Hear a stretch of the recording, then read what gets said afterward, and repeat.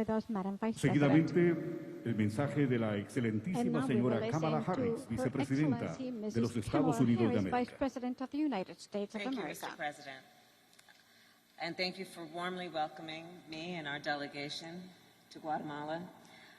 We had a robust, a candid, and a thorough conversation about the many issues that are priorities for each of our countries. The President and I discussed a fundamental belief that most people don't want to leave home. They don't want to leave the place where they grew up, where the language they know is spoken, where their culture that they know is present and has been, in this case, for centuries. Most people don't want to leave where their grandmother lives. And when they do, it is usually for one of two reasons. Because they are fleeing some type of harm, or because to stay means that they cannot provide for their essential needs and the needs of their family.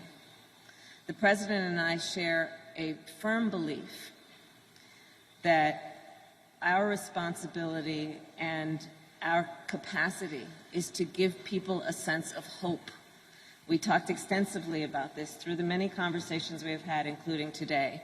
The power of hope, the ability that each of our governments has to give people a sense that help is on the way, to let them know that they are seen, that they are heard, that we see their capacity, but we also understand their challenges and their need for support and the resources that any human being needs to be able to survive, much less thrive.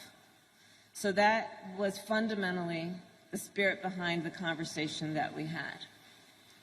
And as I mentioned, Mr. President, I believe that our world is interconnected and interdependent, and certainly the most recent issues that have plagued our globe, including the pandemic, have made that point clear.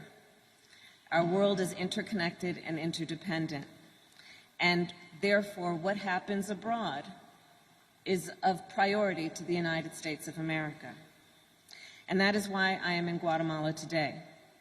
And that is why President Joe Biden will travel to Europe later this week. We are renewing our relationships around the globe and our presence around the world. In fact, just last week, I shared with the President that the United States will provide, as a first donation, 500,000 vaccines to Guatemala. Again, understanding the interdependence, the connection between us, and the importance of looking out for and prioritizing the needs of one's neighbor. I am proud to report that the agreements between President Giammattei and I have made today will strengthen the security and the prosperity for both the people of Guatemala and the people of the United States. And before we get to the questions, I just want to highlight several of those agreements. First, on the issue of security, is probably one of the highest priorities for each of our nations. The President and I agreed to continue our work to manage migration at Guatemala's northern and southern borders. We also discussed illicit drugs that are being smuggled and humans who are being trafficked across those borders, undermining the security of both the people of Guatemala and the people of the United States. Our nations have collaborated on these issues, and we will create a smuggling and human trafficking task force which will work with local law enforcement to stop these crimes. And I have personally worked on these cases in my career and can say that when we see some of the most vulnerable in our communities being taken advantage of, being sold for profit, being abused, it should be a priority for all of us who care about the human condition and humanity. Second, on economic development, the President and I also discussed the root causes of migration, in particular, the lack of economic opportunity for many people here in Guatemala. The United States recognizes that it is both in our interest and reflective of our values to help create that opportunity and to share in economic prosperity.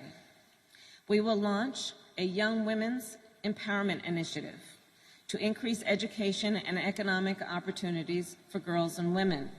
Understanding here in Guatemala, there is a rich tradition of girls and women being a part of the culture and the economy with extraordinary skills, and therefore the ability to thrive when seen as someone who can be the source of investment for the economic growth of the entire community.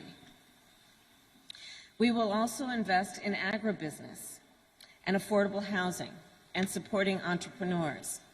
President Giammattei has mentioned to me many times today and in previous conversations about his priority around what can happen in terms of the planting of trees and what that can mean in terms of ecology and in our environment. Well, recently, there's been a lot of talk about ecopreneurs, entrepreneurs who are focused on climate, who are focused on what might happen, which is to protect our environment, but also see the capacity for jobs and economic development as a connection with that pursuit. I will also continue to work with CEOs around the world to encourage investment in Guatemala. And, Mr. President, I look forward to working with you on that. As I shared with you in Washington, D.C., I recently convened some of our biggest CEOs who have a profound interest, for many reasons, on supporting the work that happens here and the work that can happen here in Guatemala to, again, uplift folks who may have been overlooked or neglected, but also uplift the natural capacity and resources of this beautiful country. Which brings me to our third area of discussion and agreement. The President and I discussed the importance of anti-corruption and the importance of an independent judiciary. The United States will create an anti-corruption task force, the first of its kind.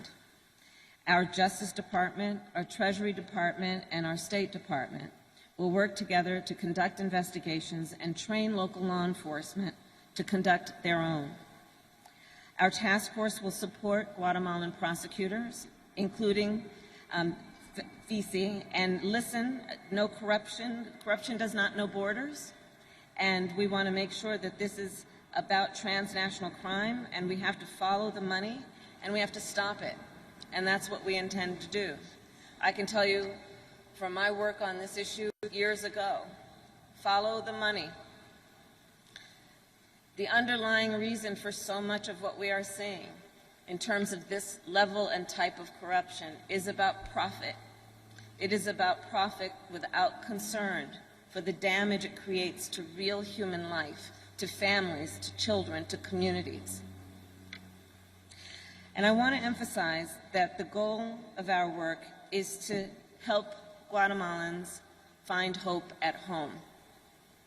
At the same time, I want to be clear to folks in this region who are thinking about making that dangerous trek to the United States-Mexico border.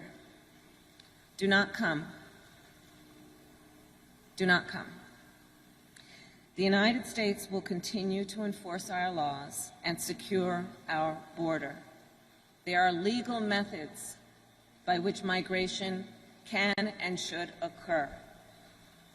But we, as one of our priorities, will discourage illegal migration. And I believe if you come to our border, you will be turned back.